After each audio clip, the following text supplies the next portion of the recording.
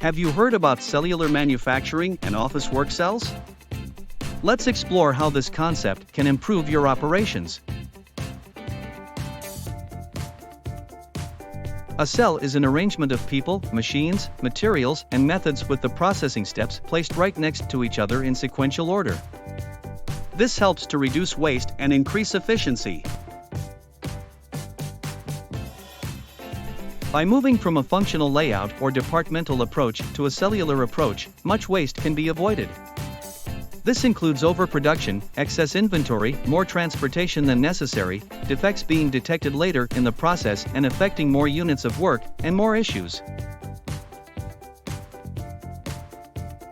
Using a cellular approach, we have reduced work-in-progress inventory, shorter distance traveled between operations, reduced defects with immediate feedback, and a product-focused team environment to meet customer demands.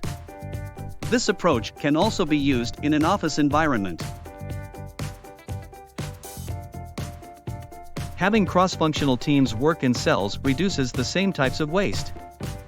While true continuous flow is not typically possible in an office environment, FIFO or first-in first-out flow can be used where work can be managed visually.